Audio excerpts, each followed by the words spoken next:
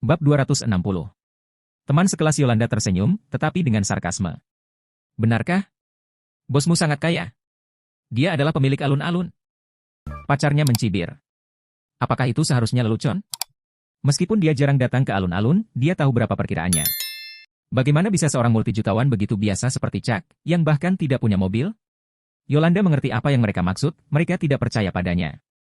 Dia tidak bisa menahan diri untuk tidak melihat Chuck di sebelahnya. Dia memiliki mata yang begitu percaya diri, bagaimana dia bisa memilikinya jika dia tidak kaya? Teman sekelasnya sendiri tidak percaya, tetapi Yolanda tidak bisa menahannya. Julia, dia benar-benar pemilik alun-alun. Julia Laird menggelengkan kepalanya dan bergumam dalam hatinya, haha, berhenti bercanda pada jam ini. Julia menilai dalam hati, Yolanda, apakah kamu harus berbohong? Kami cukup baik untuk mengantarmu kembali, namun kamu mencoba pamer di mobil suamiku. Omong kosong. Tentu saja, aku tahu tentang alun-alun yang begitu terkenal. Tapi, bagaimana bisa Chuck? Itu tidak mungkin. Yolanda merasa semakin tidak berdaya dan sedikit bersalah. Dia seharusnya tidak membicarakannya di mobil sebelumnya. Sekarang, itu menyebabkan Chuck dipandang rendah oleh teman sekelasnya. Chuck tidak peduli. Bagaimanapun, dia tidak akan ada hubungannya dengan dua orang ini. Karena itu, dia tidak perlu membuat klarifikasi. Jika dia harus mengklarifikasi semuanya kepada semua orang yang memandang rendah dirinya, bukankah dia akan kelelahan sampai di ambang kematian? Wajah Julia penuh dengan ejekan, kami sudah sampai, kamu bisa keluar sekarang. Yolanda, kami akan tetap berhubungan di masa depan. Oke, terima kasih telah mengirim kami kembali, kata Yolanda. Terima kasih. Kata Chuck juga. Lagi pula, dia mengambil tumpangan gratis. Sudah menjadi kewajibannya untuk mengungkapkan rasa terima kasih. Ketika mereka turun dari mobil, Julia bergumam, sayang, dia bilang dia pemilik alun-alun. Jika kita parkir di tempat parkir, apakah kita gratis? Tidak ada tempat parkir di dekatnya, dan mereka ingin keluar untuk makan dan berjalan-jalan. Dia bosnya? Mereka bercanda, dan sekarang kamu juga bercanda. Pacarnya menggelengkan kepalanya dengan jijik. Tak perlu dikatakan, dia tidak percaya. Tanyakan saja pada mereka. Karena mereka ingin pamer, biarkan saja mereka berpura-pura. Kalau tidak, sulit untuk menemukan tempat parkir. Julia berkata, jika dia ternyata pemilik alun-alun, itu hanya masalah beberapa kata. Oke, kalau begitu lanjutkan. Pacarnya mengangguk. Julia menurunkan kaca jendela, omong-omong, Yolanda, bukankah kamu mengatakan bahwa dia pemilik alun-alun? Jika kita parkir di dalam selama sekitar 4 jam, bisakah kita mendapatkannya secara gratis? Tentu, masuk saja. Yolanda tersenyum. Benarkah? Mudah-mudahan tidak sampai di mana kita harus membayar, Julia meringkuk. Gak mau, masuk aja, Yolanda mengeluarkan ponselnya untuk menelepon manajemen di tempat parkir dan melaporkan nomor mobil pacar Julia. Itu memang masalah beberapa kata. Mereka memang suka mengadakan pertunjukan, itu terlihat hampir meyakinkan. Dia bahkan menelepon. Lupakan saja, sayang, parkir saja di sini. Jika kita perlu membayar, biarlah. Lagi pula, tidak ada tempat lain untuk parkir. Aku yakin dia bukan pemiliknya. Kata Julia. Pacarnya mengangguk, temanmu macam apa ini? Kenapa dia sok sejauh ini? Julia merasa malu, berhenti membicarakan mereka. Biarkan saja, apapun yang mengapungkan perahu mereka. Ayo pergi. Oke. Jangan minta teman sekelasmu untuk masuk ke mobil lain kali. Aku tidak percaya mereka berani pamer di mobilku. Pacar Julia mendengus dan berencana mengemudi di tempat parkir. Namun, Julia tiba-tiba menepuk tangannya, hei, lihat, bukankah itu bintang filmnya, Sabrina Yalden? Di mana? Pacarnya menoleh dan melihat seorang wanita cantik dengan sosok melengkung datang ke arah mereka. Dia menggosok matanya dengan tidak percaya dan menemukan bahwa itu benar-benar Sabrina. Bentuk tubuh yang bagus, sebagai seorang pria, bagaimana mungkin dia tidak mengenalinya? Itu benar-benar Sabrina Yalden. Dia berseru, tapi mengapa bintang seperti dia datang ke tempat seperti itu? Apakah kamu tidak tahu? Saya pikir itu adalah berita palsu ketika saya mendengar bahwa Sabrina sedang syuting di sini. Ternyata benar, dia memang datang untuk syuting film. Sayang, tunggu sebentar. Saya ingin pergi dan bertanya minta tanda tangan dan foto. Ah, sayang. Lihat. Saat hendak turun dari mobil, Julia tiba-tiba tercengang dan berhenti di tengah kalimat. Dia mengira Sabrina baru saja lewat, tetapi bintang film itu tiba-tiba berjalan ke arah Yolanda dan Chuck. Apa yang dia lakukan? Mengapa Sabrina mencari keduanya? Mengapa? Apakah pria yang baru saja masuk ke mobil mereka benar-benar pemilik alun-alun ini? Kekasihnya juga terkejut. Sabrina tiba-tiba datang dan langsung mengungkapkan bahwa dia tahu dia adalah pemilik alun-alun. Chuck tidak punya pilihan selain bertanya, siapa yang memberitahumu itu? Di sana, seseorang dari kafe di sana mengatakannya. Sabrina menunjuk ke kafe Lara. Chuck menoleh. Dia tidak menyangka Lara memiliki mulut yang begitu longgar. Dia berpikir, yah, sepertinya aku harus menggunakan identitas balerku untuk menceramahimu di WeChat. Yah, apa yang bisa aku lakukan untukmu? Chuck hanya bisa bertanya. Dia ingat bahwa kru film seharusnya sudah pergi sehari sebelumnya dan harus siap untuk melanjutkan syuting. Mengapa kamu mengatakan bahwa alun-alun itu milik Wilbur? Sabrina marah dengan masalah ini. Wilbur menyukaimu, jadi aku. Jadi, kamu memberinya alun-alun agar nyaman baginya untuk mengejarku? Ekspresi Sabrina sangat marah. Chuck mengangguk. Itu benar. Kamu sangat murah hati. Sabrina mendengus. Yolanda mengalihkan pandangannya ke Sabrina dan berpikir, mengapa kalimat ini memiliki sedikit rasa asam. Chuck terbatuk dan berpikir, Wilbur adalah temanku. Apa salahnya membantunya? Sabrina, ini benar-benar kamu. Aku penggemar beratmu, bisakah kamu memberiku tanda tangan? Juga, apakah boleh berfoto bersama? Julia datang dengan ekspresi penuh harap di wajahnya. Sabrina mengangguk dan menandatangani untuknya. Julia kemudian mengeluarkan ponselnya untuk mengambil gambar, tapi Sabrina menggelengkan kepalanya, tidak, ganti latar belakang. Saya tidak ingin mengambil foto di alun-alunnya.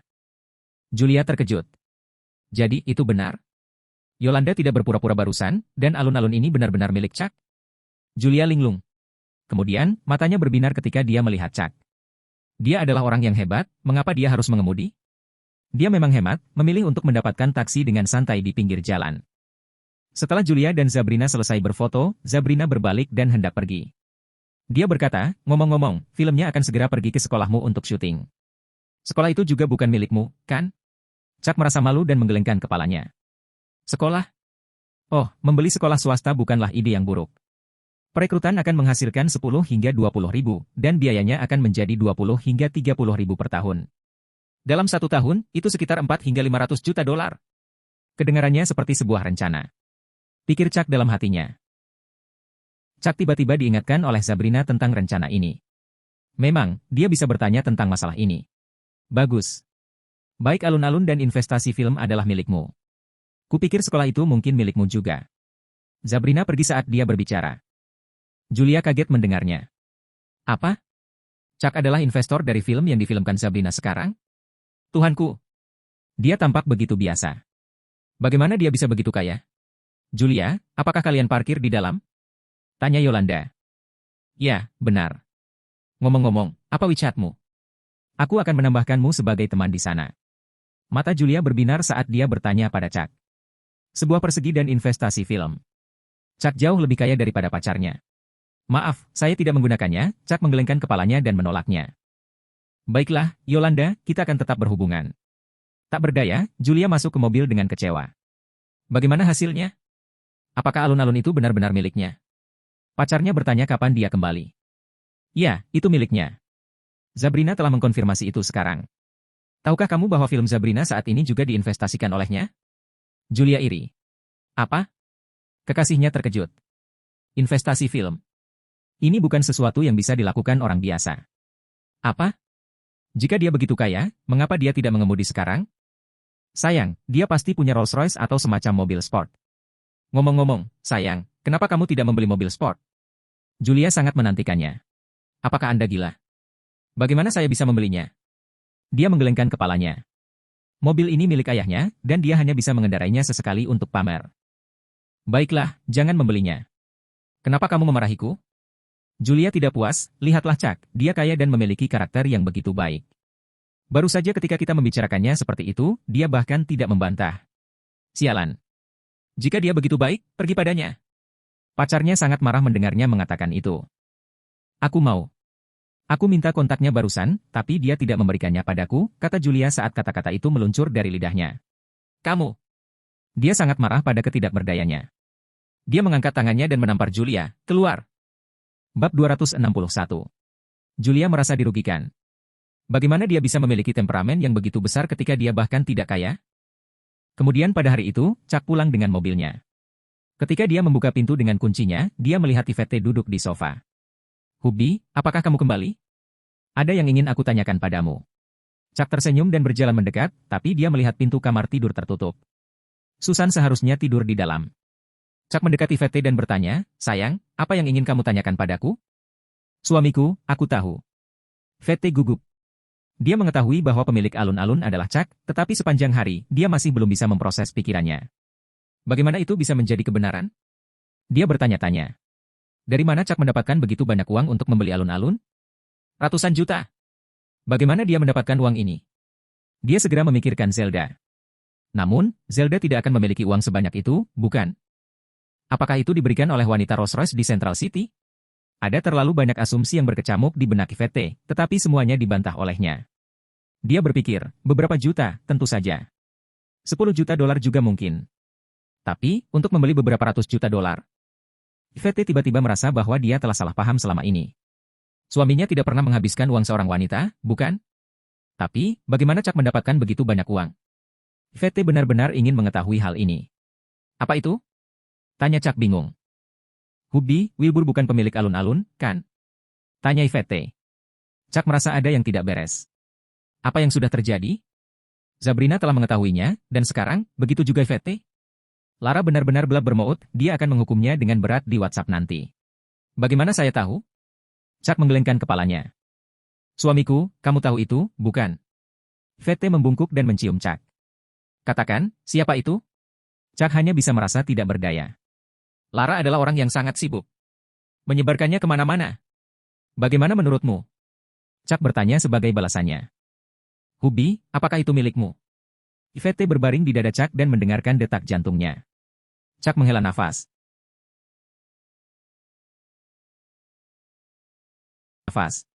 Ya, itu milik saya. Vete mengangkat kepalanya dan menatap Chuck. Pada saat ini, dia terkejut. Dia sudah siap secara mental, tetapi ketika Chuck mengakuinya sendiri, dia masih merasa sulit dipercaya. Suami saya benar-benar pemilik alun-alun. Vete panik. Vete tiba-tiba merasa tersentuh. Suaminya sangat kaya, namun, dia tidak membencinya meskipun faktanya statusnya tidak sama. Di dalam kamar, Susan yang sedang bersandar di pintu juga tercengang setelah mendengar percakapan mereka. Apa? Apa maksud Vete bahwa gedung kantornya, alun-alun, dimiliki oleh Chuck? Ini. Aku tidak percaya dia benar-benar sekaya itu. Susan tiba-tiba tenggelam dalam pikirannya. Saat itu, dia berpikir bahwa Chuck memiliki latar belakang yang kuat, itulah sebabnya dia memiliki banyak hal. Tapi, untuk memiliki alun-alun, dia telah ke alun-alun itu berkali-kali. Meskipun tidak terlalu besar, setidaknya bernilai ratusan juta dolar, bukan? Susan tercengang. Hubby, bagaimana kamu bisa membeli alun-alun? Bisakah kamu memberitahuku? Vete mengedipkan matanya dengan rasa ingin tahu. Inilah yang paling ingin dia tanyakan. Jika dia bukan generasi kedua yang kaya, bagaimana dia bisa membelinya? Aku. Chuck benar-benar ingin memberitahunya dengan jujur bahwa ibunya telah membelikannya untuknya, tetapi ibunya mengatakan bahwa Vete masih dalam pengawasannya. Namun, Chuck tidak bisa mengerti. Apalagi yang bisa dia mati? Vete memiliki karakter yang baik, dia juga cantik dan cakap. Dia sangat cocok untuk menjadi istrinya. Selain itu, dia memang istrinya. Dia tidak bisa menunggu lebih lama lagi. Chuck tidak bisa menunggu lebih lama lagi. Hubby, tidak masalah jika kamu tidak memberitahuku. Vete bersandar di dadanya lagi. Hubby, terima kasih telah melakukan begitu banyak untukku. Terima kasih. Chuck berada dalam dilema. Dia menunduk dan menatap wajah cantik Vete. Sayang, aku sebenarnya punya. Suamiku, apa yang kamu miliki?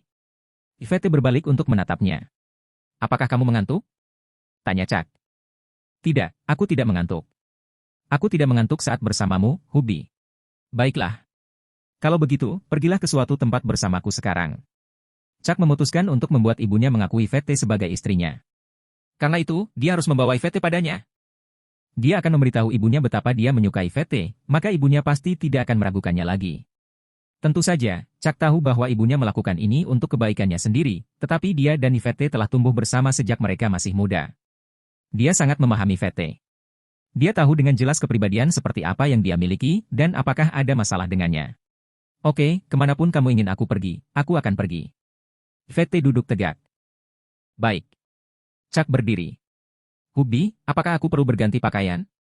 Vete mengira Chuck mengajaknya keluar untuk makan malam romantis atau semacamnya, jadi dia ingin berganti pakaian. Lagi pula, pakaiannya saat ini terlalu kasual. Tidak perlu. Chuck merasa bahwa inilah Vete yang asli. Dia tidak memakai riasan, tetapi wajahnya yang telanjang begitu cantik. Kalau begitu, aku akan memberitahu Susan. Kata Vete. Baik. Jawab Chuck. Vete kembali ke kamar tidur dan membuka pintu. Dia melihat Susan berbaring di tempat tidur. Susan, aku akan keluar dengan Chuck. Aku akan membawakan makan malam untukmu nanti. Yvette memberitahu Susan. Baik. Susan, tentu saja, tidak tidur. Dia telah mendengar percakapan Yvette dan Chuck barusan. Dia juga sangat ingin tahu tentang bagaimana Chuck mendapatkan uang untuk membeli alun-alun. Yvette merasa lega. Dia kemudian turun dengan Chuck dan duduk di mobil sport Chuck. Chuck tidak bisa menunggu lebih lama lagi. Dia menginjak pedal gas dan membawa Yvette untuk mencari ibunya. Dia bertekad untuk membuat ibunya menerima Yvette. Namun, pemandangan ini terlihat oleh seseorang yang mengawasi Yvette dari gedung seberang. Pria itu mengeluarkan ponselnya dan menelepon. Bos, saya melihat putra Miss dan Karen Lee pergi. Mungkin, mereka pergi mencari Karen. Apa yang harus saya lakukan? Oke, mengerti. Dia mengangguk dan bersiap untuk pergi. Tetapi pada saat ini, pintu tempat dia tinggal tiba-tiba terbuka. Pria ini terkejut karena pada saat pintu terbuka, sesosok masuk. Penyusup itu menyerang dengan kecepatan kilat. Pria ini sangat marah, kamu mencari kematian. Dia mengeluarkan belati, tetapi dalam kegelapan, serangan sosok itu sangat ganas. Dia tidak bisa melawan dan ditendang. Dia hampir pingsan karena pukulan berat dan memuntahkan seteguk darah. Dia shock. Dia memegang dadanya dan berteriak, siapa kamu? Bagaimana menurutmu? Dalam kegelapan, sepasang mata muncul. Ketika pria itu melihatnya dengan jelas, dia langsung terkejut dan marah. Bagaimana kamu menemukanku? Tidak sulit menemukanmu. Hanya orang-orang sepertimu yang akan melakukan trik persembunyian rendahan seperti itu. Wanita itu berjalan mendekat saat dia berbicara. Cahaya dari luar menyinari wajahnya yang menakjubkan, itu menunjukkan ekspresi dingin. Betty, aku sudah memperhatikanmu sejak kamu kembali. Jika bukan karena kamu, aku tidak yakin apakah ada yang salah dengan Yvette. Kamu benar-benar sabar untuk membiarkan Yvette tinggal bersama tuan muda kita dari usia yang begitu muda. Apakah Anda ingin tuan muda kita benar-benar jatuh cinta padanya? Nada bicara Betty sedingin es. Pria itu mencibir, jadi bagaimana jika Anda tahu ada yang tidak beres dengan Nona? Apakah Chuck Cannon milik Anda itu akan mempercayainya? Tuan muda akan mempercayainya? Betty datang dan berkata, dan Anda, ingatlah untuk bertindak lebih cerdas di kehidupan Anda berikutnya. Anda telah bekerja untuk orang yang salah, dan itu akan mengorbankan hidup Anda. Haha, benarkah? Kenapa Karen tidak datang untuk membunuhku secara langsung? Dia sangat cantik, dan aku belum pernah melihat sosok aslinya dari jarak dekat. Sayang sekali. Ingat, bahkan jika aku akan mati di tangannya, bukan di tanganmu. Pria itu tiba-tiba tersenyum aneh dan melompat keluar jendela. Betty mengerutkan kening dan mengejarnya. Pria itu sudah mendarat dan batuk seteguk darah. Kemudian, dia lari dengan tawa dingin. Betty meraih ambang jendela dan memanjat, tapi jaraknya terlalu jauh. Dia mengeluarkan ponselnya dan berkata tanpa daya, halo, Presiden Lee, pria itu melompat dari gedung dengan beberapa luka serius, dan tuan muda membawa Yvette kepada Anda. Dalam perjalanan, Chuck juga gugup. Dia tidak bisa membayangkan reaksi seperti apa yang akan diberikan ibunya. Apakah dia akan marah atau bahagia? Hubby, apakah kita di sini untuk makan malam? Yvette penasaran. Chuck mengemudi dengan kecepatan tinggi selama sepanjang jalan dan mereka segera tiba di Hotel Bintang 5 ini. Dia sudah beberapa kali ke sini. Dia tiba-tiba teringat bahwa terakhir kali dia datang untuk makan malam, mereka tidak menagihnya untuk makan. Apakah Chuck juga mengenal pemilik hotel ini? Karena jika dia bisa memiliki alun-alun, dia harus berkenalan dengan beberapa orang kaya lainnya. Tidak, kita di sini untuk menemui seseorang. Tapi, kita bisa makan setelah bertemu orang itu. Chuck menggelengkan kepalanya dan berkata, ayo pergi. Oke, Hubby. Yvette berkata sambil membuka pintu mobil. Keduanya turun dari mobil, tetapi Chuck tidak membawa Yvette ke restoran. Sebaliknya, dia langsung pergi ke lobi dan menuju lift. Sementara mereka menunggu lift turun, jantung Yvette berdetak kencang. Hubby, apakah kamu membawaku untuk bertemu seseorang yang penting? Ya, benar. Mobil saya, rumah saya, dan plaza semuanya dibayar olehnya ketika saya membelinya. Ketika Anda melihatnya nanti, Anda akan tahu. Kata Chuck. Dia akhirnya membawa Yvette untuk bertemu ibunya. Bab 262. Pintu lift terbuka. Sayang, masuklah, Chuck gugup. Apa reaksi Yvette ketika dia melihat ibunya? Baik. Yvette melangkah masuk, tetapi saat itu, ponselnya tiba-tiba berdering. Dia mengeluarkan ponselnya dan melihatnya. Itu adalah nomor yang tidak dikenal. Yvette berkata dengan bingung, sayang, tunggu sebentar, aku harus menerima telepon ini.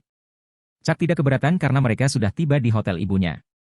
Ibunya hanya naik lift, tidak perlu terburu-buru. Selain itu, panggilan telepon tidak akan memakan waktu lama. Yvette menjawab telepon dan berkata, halo? Beberapa detik kemudian, Yvette membeku. Apa katamu? Oke, aku mengerti. Yvette menutup telepon dengan ekspresi konflik di wajahnya. Sayang, ada apa? Tanya Chuck. Kurasa mereka salah nomor. Yvette menjawab sambil menggigit bibirnya dan menggelengkan kepalanya. Oke, ayo masuk. Chuck tersenyum. Yvette memasuki lift. Chuck kemudian menekan tombol ke lantai atas, dan lift naik perlahan. Chuck semakin gugup di detik berikutnya. Dia akan segera menemui ibunya. Chuck memperhatikan saat nomor lift mencapai lantai paling atas. Pintu terbuka saat mereka tiba. Sayang, ayo pergi. Chuck menarik Yvette keluar. Yvette ragu-ragu, lalu dia mengangguk dan berkata, Oke, Hubby. Chuck membawa Yvette ke kantor ibunya. Chuck mengetuk pintu, tetapi tidak ada jawaban. Apakah ibunya tidak ada di sana? Chuck kecewa. Dia mendorong pintu terbuka dan memang tidak ada orang di dalam. Yvette mengikutinya masuk dan melirik ke kamar kosong. Hubby, dengan siapa kamu membawaku? Chuck tidak punya pilihan selain berkata, tolong tunggu sebentar, sayang.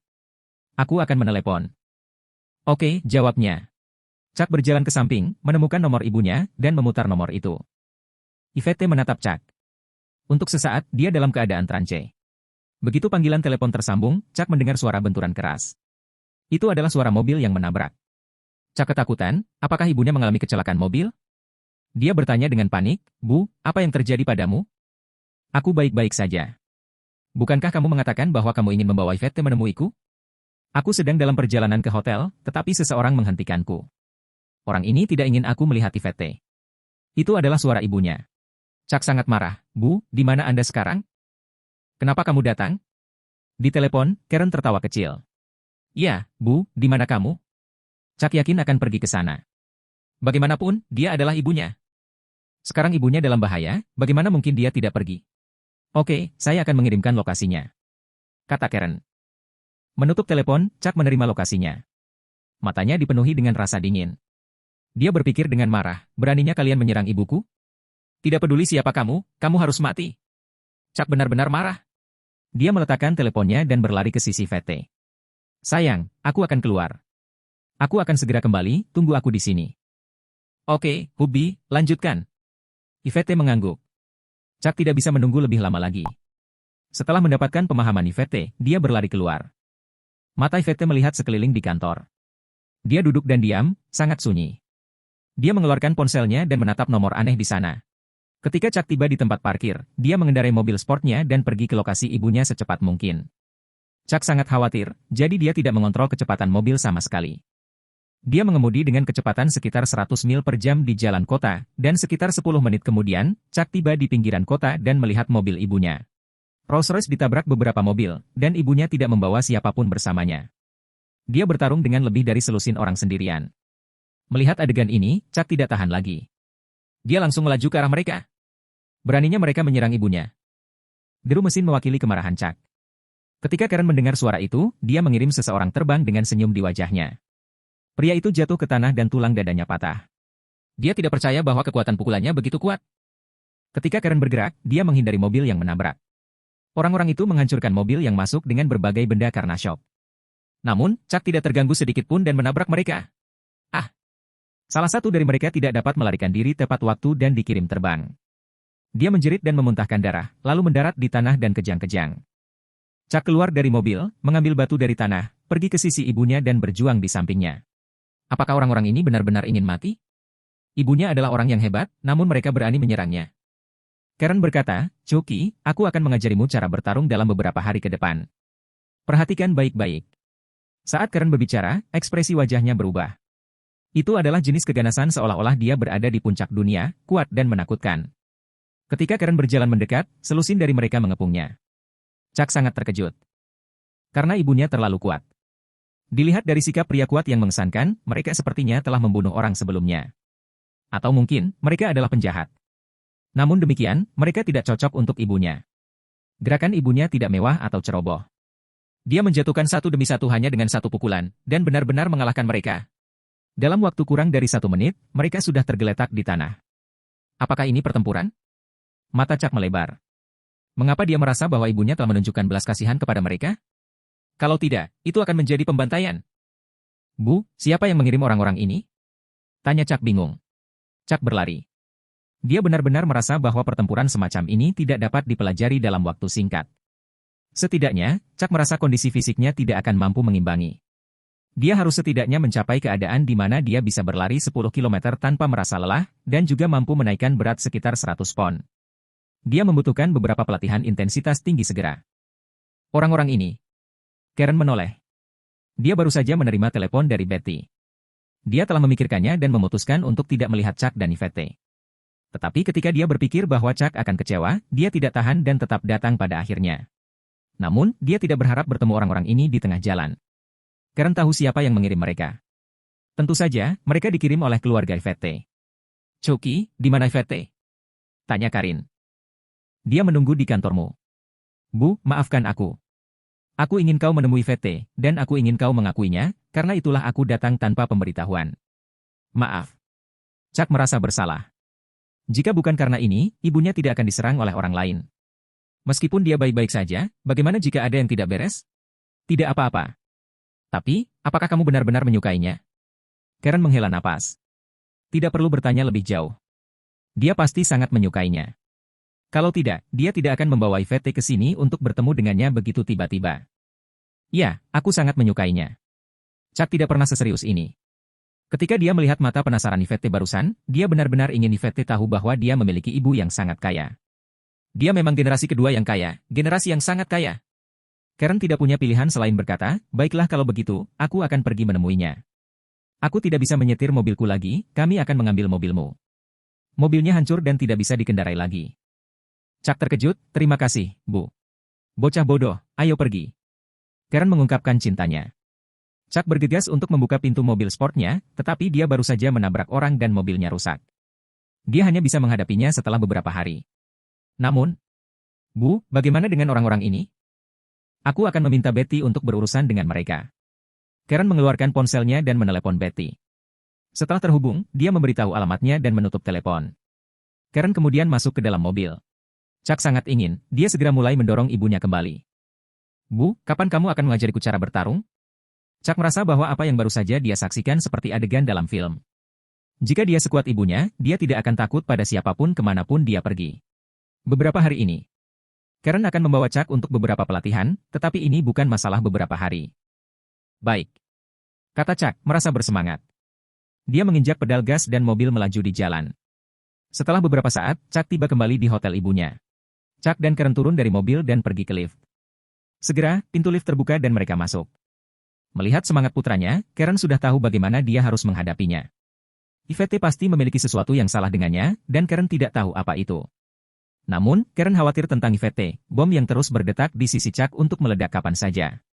Tapi bagaimanapun, dia memutuskan untuk bertemu Yvette secara langsung terlebih dahulu. Pintu lift terbuka. Chuck berlari ke pintu kantor, mendorongnya hingga terbuka, dan berkata, "Sayang, aku punya ibu yang sangat kaya. Aku akan memperkenalkanmu padanya." Bab 263. Chuck dipenuhi dengan keinginan. Ketika Yvette tahu bahwa ibunya telah kembali, ekspresi seperti apa yang akan dia miliki? Dia pasti sangat terkejut dan gugup. Namun, Chuck melihat sekeliling dan menemukan bahwa tidak ada seorang pun di kantor ibunya. "Di mana Yvette?" Chuck memanggil lagi, "Yvette tidak ada di sini." Chuck penasaran. "Bu, Yvette bisa saja keluar sebentar. Aku akan meneleponnya." Karen mengangguk, tetapi matanya melihat sekeliling, dan ekspresinya sedikit berubah. Chuck mengeluarkan ponselnya dan menelepon Yvette. Tapi, dia sudah mematikan teleponnya. Apa yang sudah terjadi? Apakah ponselnya kehabisan baterai? Chuck menduga dia terlalu terkejut dengan kepergiannya yang tiba-tiba. Dengan kepribadian Yvette, dia tidak akan pergi tanpa mengiriminya pesan. Bahkan jika teleponnya mati, dia pasti akan tinggal di sini dan menunggu sampai dia kembali. Selain itu, dia belum pergi untuk waktu yang lama sejak dia meninggalkannya. "Ponselnya dimatikan, kan?" Karin datang. "Ya, Bu. Yvette pasti sudah keluar. Dia akan segera kembali." "Bu, tunggu sebentar." Chuck duduk. Ya, Yvette mungkin pergi ke kamar mandi atau hanya haus dan pergi untuk mengambil minum. Jika dia bosan, dia akan turun untuk berjalan-jalan, dia akan segera kembali. Karen menghela napas dan berjalan ke meja. Dia mengeluarkan ponselnya dan berkata, "Siapkan beberapa hidangan." Ya, hidangan terbaik, dan beberapa makanan pembuka. Setelah menutup telepon, Karen duduk dan tidak mengatakan apa-apa. Chuck menunggu. 10 menit, 1 jam, 2 jam. Waktu berlalu dan Chuck mulai panik. Dia berpikir, apa yang terjadi? Mengapa Yvette tidak kembali setelah sekian lama? Apakah sesuatu terjadi? Chuck dengan cepat menepis pikiran itu. Itu tidak mungkin. Apa yang bisa terjadi di hotel ibunya? Lalu, kemana dia pergi? Chuck memikirkan panggilan telepon tak dikenal yang diterima Yvette barusan sebelum muncul. Mungkinkah karena panggilan telepon itu? Itu sebabnya Yvette pergi. Bu, bisakah kamu membantuku memeriksa keberadaan Yvette? Kata Chuck cemas. Sekarang, sudah lewat jam 11 malam. Yvette tidak pernah menjadi orang yang tidak bertanggung jawab. Oke, ayo makan dulu. Karen mengangguk. Chuck mengangguk. Tapi Yvette sudah pergi, bagaimana dia bisa memiliki nafsu makan? Bu, aku akan tinggal di sini hari ini. Chuck ingin terus menunggu di kantor ini. Tentu, kamu bisa tinggal selama yang kamu mau. Karen mengungkapkan cintanya yang penuh kasih sayang. Dia berdiri, masuk ke dalam untuk mengeluarkan selimut dan menyerahkannya kepada Chuck. Chucky, tidurlah di sini. Dan ingatlah untuk makan. Aku akan membantumu mencarinya. Ketika ibunya keluar, Chuck memegangi selimut. Dia kecewa dan khawatir. Yvette, dari mana saja kamu? Ketika Chuck datang ke sini, dia berpikir bahwa setelah Yvette dan ibunya bertemu, dia dan Yvette dapat mulai merencanakan bayi. Tapi, kenapa dia menghilang? Chuck menghela nafas. Mungkin Yvette punya sesuatu untuk ditangani dan pergi keluar. Dia mungkin sudah kembali ke rumah, tapi sayang sekali, dia tidak memiliki nomor telepon Susan. Untuk menelepon dan mengkonfirmasi dengannya. Karen duduk dan menatap layar monitor besar. Monitor dengan jelas menunjukkan bahwa Yvette telah pergi setelah menjawab panggilan telepon. Karen menatapnya sebentar, dan Betty membuka pintu dan masuk. Yvette tidak bisa ditemukan untuk saat ini. Mungkin seseorang dari keluarganya membawanya pergi atau menyembunyikannya di suatu tempat. Kata Betty. Seperti yang kuduga, Yvette mungkin mengetahui sesuatu, jadi dia pergi tiba-tiba. Aku tidak bermaksud melakukan apapun terhadapnya. Jika dia rela menyerahkan segalanya untuk bersama Chucky, aku tidak akan keberatan. Tapi, dia bertingkah seperti ini. Karen menghela nafas, itu adalah hal terakhir yang dia inginkan terjadi. Namun, dia masih tidak tahu bagaimana mengungkapkannya kepada putranya. Dia tidak bisa begitu saja mengatakan bahwa Yvette adalah musuhmu, bukan? Karen merasa ini terlalu kejam bagi Chuck. Terus cari, kita harus menemukan Yvette. Ya, Tuan Muda, apakah dia perlu tahu?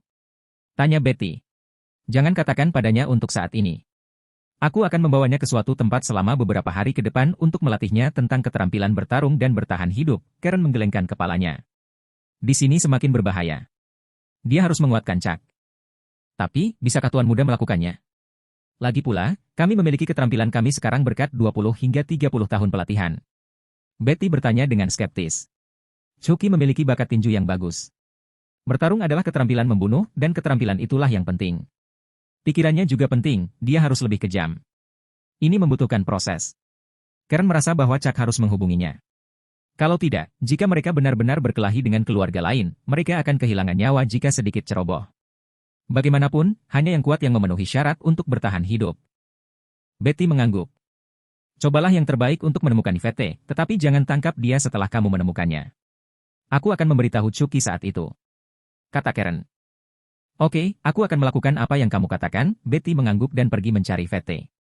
Di pagi hari, Chuck bangun. Dia melihat bahwa masih tidak ada seorang pun di kantor ibunya. Yvette masih belum kembali. Chuck mengeluarkan ponselnya dan meneleponnya, tetapi teleponnya masih dimatikan. Chuck khawatir. Dia berteriak, "Ibu." Pintu didorong terbuka dan Karen masuk. Dia memegang laptop di tangannya dan menunjukkan Chuck adegan Yvette meninggalkan hotel. Chuck bahkan lebih cemas setelah melihatnya. Panggilan siapa yang diterima Yvette bahwa dia harus pergi tiba-tiba? Jangan khawatir, Chucky. Aku akan menemukannya. Karen ingin Chuck tenang. Chuck mengangguk, "Bu, aku akan pulang dan melihat-lihat." Baik. Karen menjawab. Chuck berlari ke bawah dan pergi ke rumah Yvette. Ketika dia sampai di rumah, Chuck membuka pintu dan masuk. Kemudian, dia mendengar jeritan Susan. Dia dengan cepat menutupi tubuhnya, bertanya, "Apa yang kamu lakukan?" Dia sangat marah. Tadi malam, Chuck dan Yvette tidak kembali, jadi dia berpakaian santai. Tapi, dia tidak menyangka bahwa ketika dia baru saja bangun untuk pergi ke kamar mandi dan keluar dari kamar dengan pakaian minim, Chuck akan membuka pintu dan masuk. Chuck melihatnya telanjang lagi. Chuck menggelengkan kepalanya dan bertanya langsung, "Susan, apakah Yvette pulang tadi malam?" Meskipun sosok Susan sangat bagus, Chuck sedang tidak ingin melihatnya saat ini. Susan berlari ke kamar dan mengenakan pakaiannya. Dia keluar dan bertanya-tanya dengan keras, bukankah Yvette tinggal bersamamu tadi malam? Bukankah kalian berdua pergi ke motel? Bagaimanapun, inilah yang akan dipikirkan orang normal. Mereka tidak kembali sepanjang malam. Apa yang mereka lakukan jika mereka tidak pergi ke motel? Dia mendengus. Tadi malam, Yvette berkata dia akan membawakan makan malam untuknya, tapi dia tidak menyangka Yvette tidak kembali sepanjang malam. Yvette benar-benar orang yang melupakan teman-temannya begitu dia menjalin hubungan. Tidak, aku belum melihat Yvette sepanjang malam, dan teleponnya juga dimatikan. Chuck cemas. Apa yang terjadi? Bukankah kamu membawa Yvette keluar tadi malam? Susan semakin bingung. Chuck secara singkat memberitahunya tentang apa yang terjadi sehari sebelumnya. Susan mengangguk, jangan khawatir. Yvette mungkin pergi menemui beberapa temannya. Dan mungkin teleponnya mati secara tidak sengaja. Chuck tentu berharap begitu, tapi mungkinkah itu benar? Susan memperhatikan bahwa Chuck sedang linglung.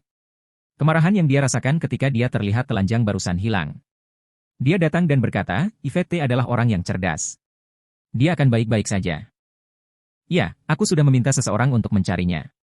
Ibunya mengirim seseorang untuk menemukannya secara pribadi. Chuck cukup tenang karena ibunya sangat perkasa, bukan?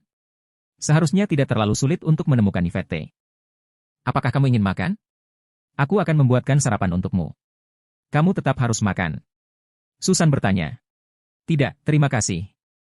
Kamu bisa makan sendiri. Aku akan keluar. Chuck menggelengkan kepalanya. Dia masuk ke kamarnya dan berganti pakaian, lalu dia membuka pintu dan keluar. Dia sedang tidak mood. Susan mengerucutkan bibirnya dan berkata, lupakan saja. Bahkan mantan pacarku pun tidak beruntung untuk mencicipi masakanku, Dalam beberapa hari berikutnya, Chuck kehilangan semua suasana hatinya. Telepon Yvette selalu dimatikan, dan ibunya belum menemukannya. Chuck tidak bisa tidur nyenyak di malam hari. Setelah bertahun-tahun, ini adalah pertama kalinya Chuck tidak melihat Yvette untuk waktu yang lama. Hati Chuck terasa kosong. Kemana kamu pergi, Yvette? Hilangnya Yvette secara tiba-tiba membuat Chuck kehilangan mood untuk menghabiskan waktu bersama Bibi Logan, dan dia hanya bisa membaca buku di rumah setiap hari. Chuck merasa tidak enak, tapi apa yang bisa dia lakukan? Hati Chuck telah menghilang bersama dengan Yvette. Dia belum pernah ke alun-alun selama 3 hari. Untungnya, Yolanda sudah mulai merencanakan lahan yang mereka beli. Chuck tidak mau melakukannya dan menyerahkan segalanya untuk dia tangani. Chuck bolak-balik antara hotel ibunya dan tempat Bibi Logan. Tapi dia dikecewakan lagi dan lagi ketika dia tidak melihat jejak Yvette. Dan sekarang, Chuck sedang berbaring di sofa dalam keadaan dekaden. Willa melihatnya dan merasa tertekan.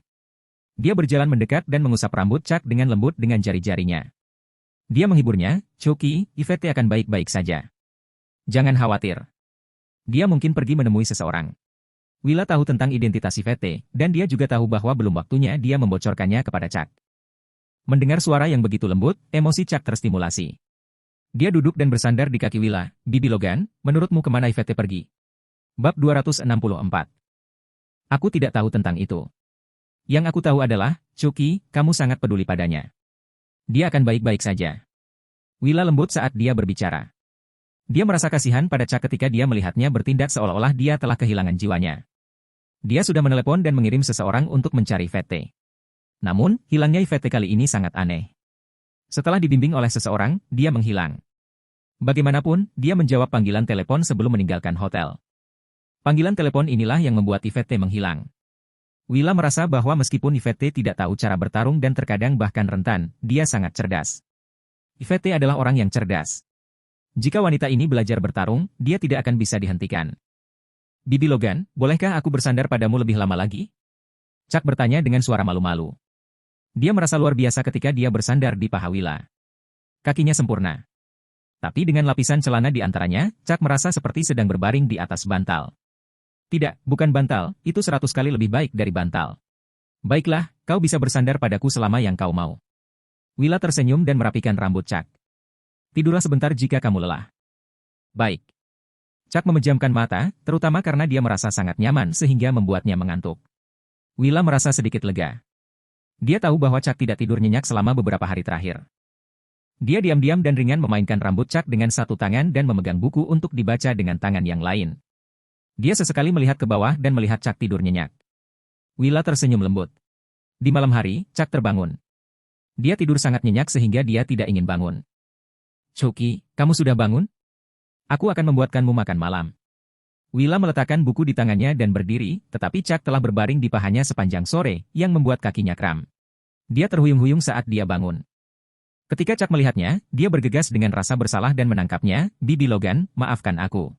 Kalau tidak, bagaimana kaki Bibi Logan bisa kram?" Itu karena dia telah meletakkan kakinya terlalu lama. Chuck menunduk dan menatapnya, dan melihat ada kejutan tertulis di wajahnya.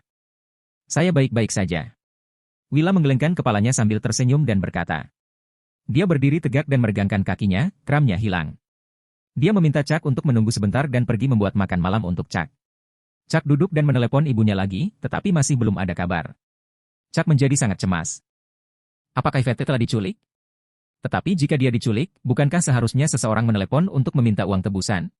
Tapi Chuck belum menerima telepon dari orang asing dalam beberapa hari terakhir. Ini adalah perhatian Chuck. Seminggu telah berlalu, ketika Chuck kembali ke rumah, Susan masih di kamar.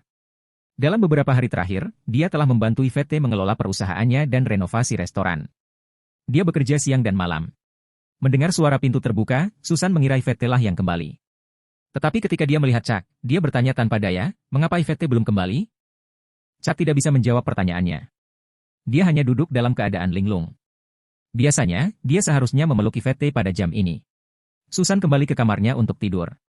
Dia lelah dan tidak khawatir bahwa Chuck akan datang tiba-tiba. Dia tidak menginginkannya, dan dia juga tahu bahwa Chuck tidak memiliki pikiran itu. Zelda berdandan dengan sopan. Dia tahu bahwa Yvette telah hilang dan Chuck sangat putus asa. Karena itu, dia meminta Chuck untuk menghiburnya. Dia harus menelepon Chuck beberapa kali sebelum dia setuju, tapi dia sama sekali tidak tertarik. Zelda khawatir Chuck akan berkecil hati mulai sekarang. Itu tidak mungkin terjadi, terutama bagi seorang pria. "Hei, ada apa dengan pacarmu?" Quincy bingung. Zelda akan berkencan dengan pacarnya, tetapi mengapa dia memanggilnya untuk ikut? Dia baik-baik saja. Hanya saja sesuatu terjadi padanya baru-baru ini. Zella menghela nafas. Dia benar-benar khawatir tentang Chuck. "Kalau begitu, kamu harus menghiburnya, sebaiknya di tempat tidur." Quincy tersenyum nakal.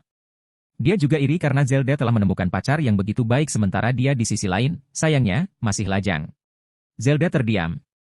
Dia tidak punya masalah dengan itu, tapi dia harus memastikan Chuck mau. Tidak baik jika dia memaksakan diri padanya, bukan? Zelda tidak bisa melakukannya, dan dia tidak ingin menambah beban Chuck.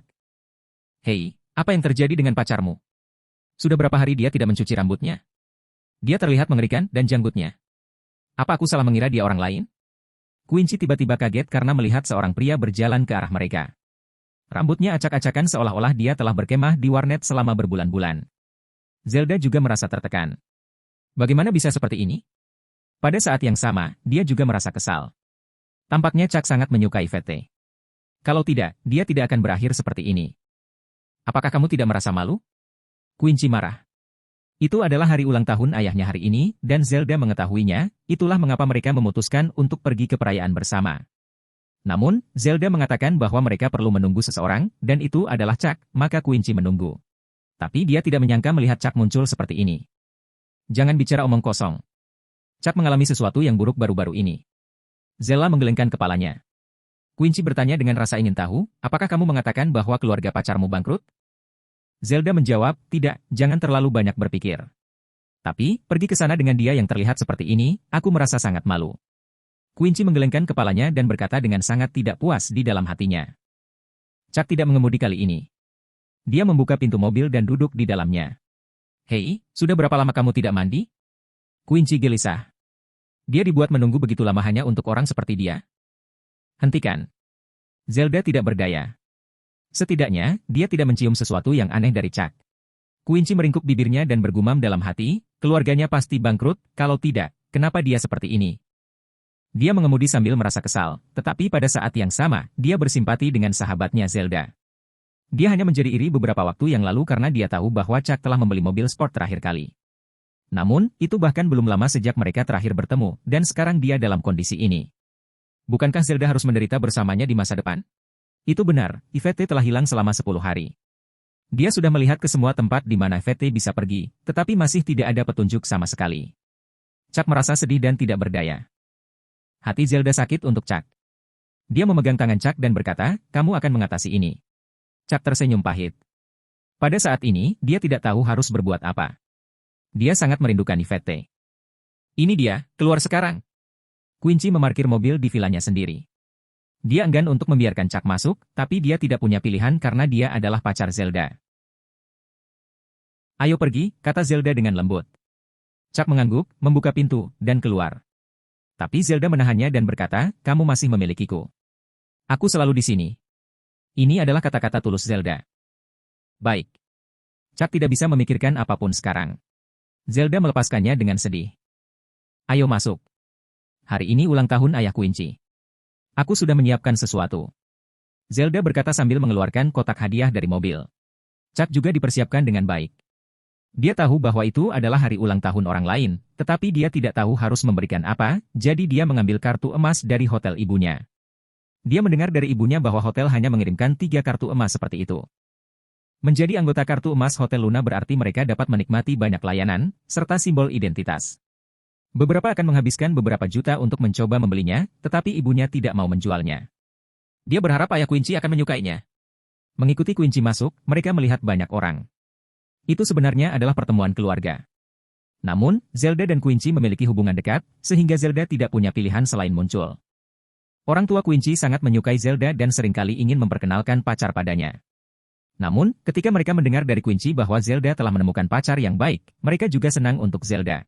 Bu, ayah, aku di sini, kata Quincy. Dia tidak ingin memperkenalkan Chuck lagi. Karena ketika Chuck dan Zelda masuk, kerabatnya terkejut dan bertanya-tanya siapa Chuck itu. Dan dari sorot mata mereka, beberapa kerabat ini tidak mau makan dengan orang yang berantakan seperti itu. Zelda, kamu datang. Siapa ini? Ayah Quincy bertanya dengan rasa ingin tahu. Paman, ini pacarku, Chuck Cannon. Zelda memperkenalkan. Ini pacarmu. Ayah Quincy mengerutkan kening, tapi tidak baik untuk kehilangan kesabaran. Mereka memperlakukan Zelda sebagai putri mereka, dan ketika dia melihat bahwa dia telah membawa kembali pacar seperti itu, dia pasti tidak senang. Paman, selamat ulang tahun. Chuck berharap dan mengeluarkan kartu emas yang dia siapkan. Ayah Quincy mengangguk acuh tak acuh, terima kasih. Duduklah. Dia sembarangan meninggalkan hadiah Chuck di tumpukan hadiah yang dia terima. Bab 265.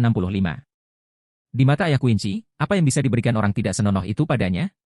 Terlebih lagi, itu adalah kotak yang sangat kecil. Mungkinkah itu pisau cukur?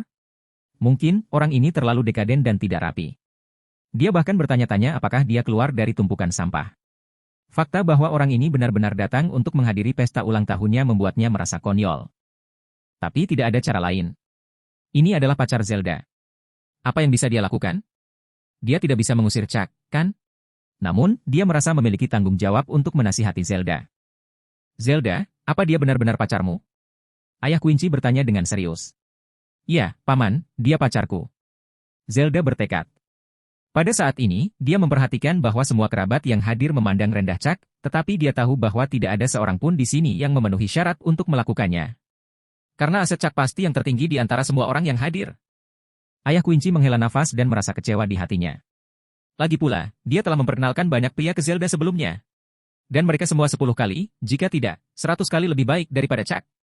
Apakah keindahan selama ini ditakdirkan untuk disia-siakan pada pecundang seperti dia? Baik. Ayah Quincy mengangguk. Selamat ulang tahun, Paman. Zelda kemudian menyerahkan hadiahnya. Ayah Quincy tersenyum dan berkata, terima kasih. Setelah mengambil alih hadiah Zelda, dia sangat senang.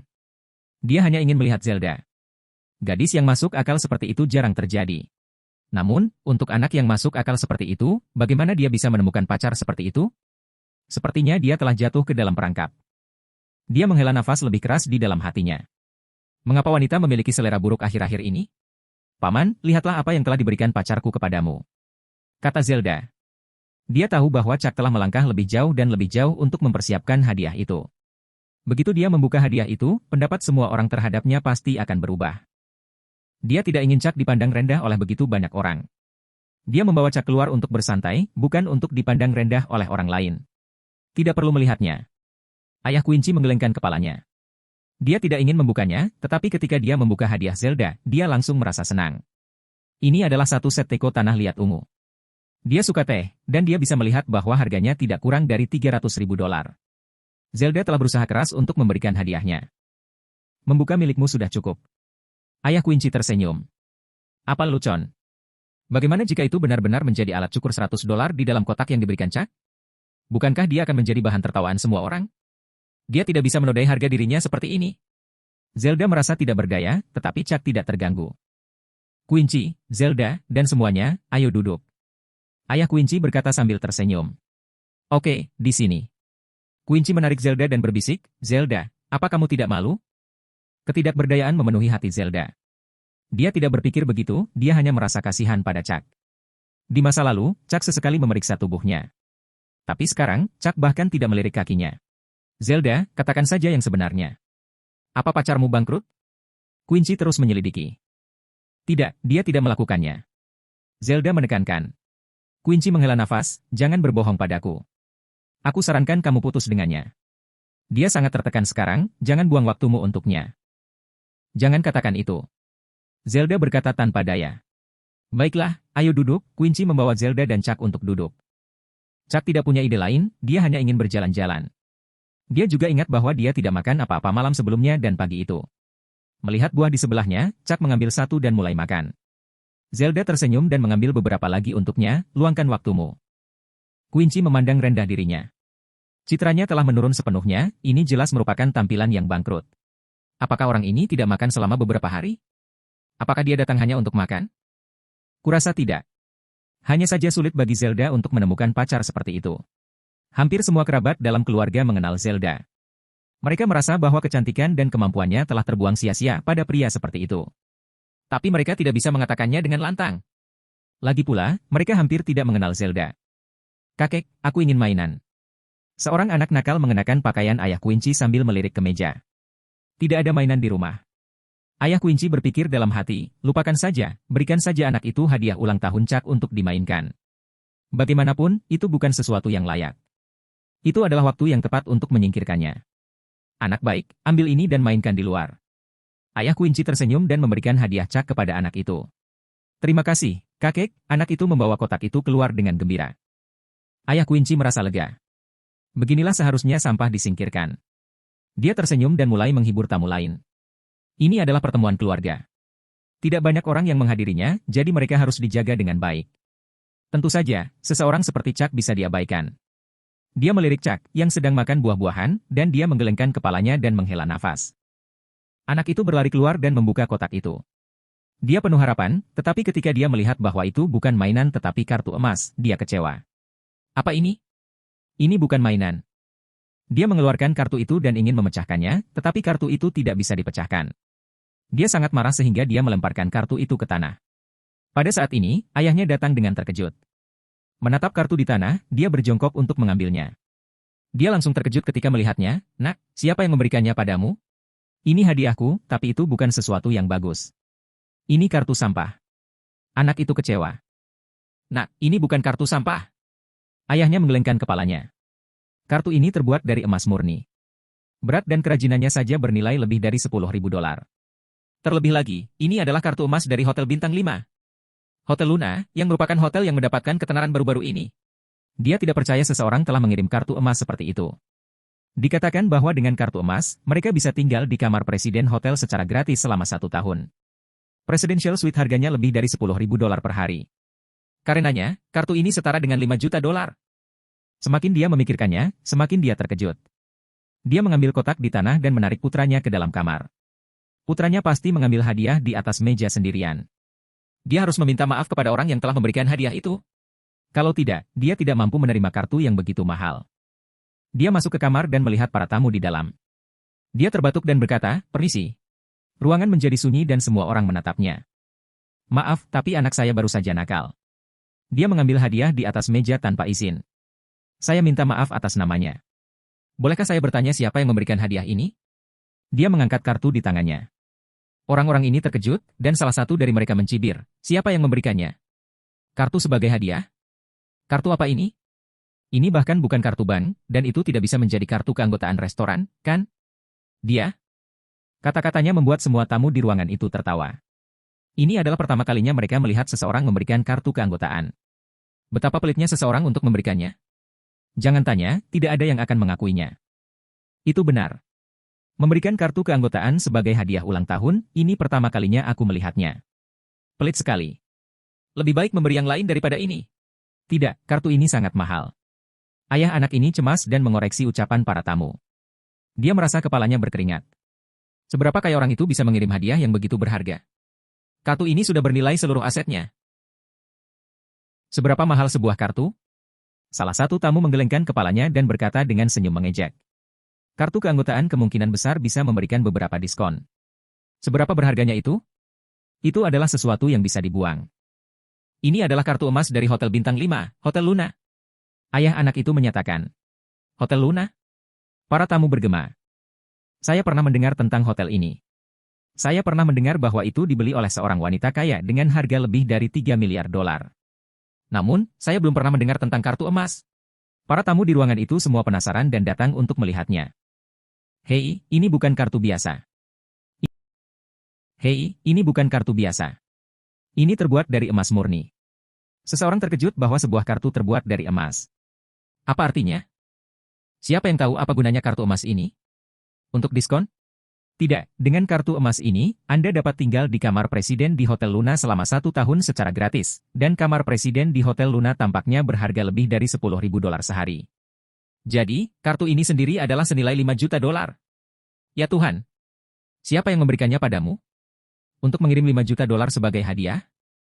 Mungkinkah itu kesalahan? Tidak.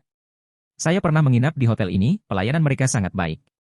Saat itu, saya melihat Pak Gale, seorang penari balet antik, mengeluarkan kartu ini. Untuk memiliki kartu ini, Anda harus memiliki aset minimal 3 miliar dolar. Apa? Mereka terkesiap. Para tamu di ruangan itu terkejut saat mereka bertukar kata. Mereka saling berpandangan satu sama lain. Apakah ada orang kaya di antara para tamu yang menghadiri perayaan hari itu? Siapa yang memberikannya padamu? Siapa yang memberimu kartu ini? Mereka semua sangat penasaran.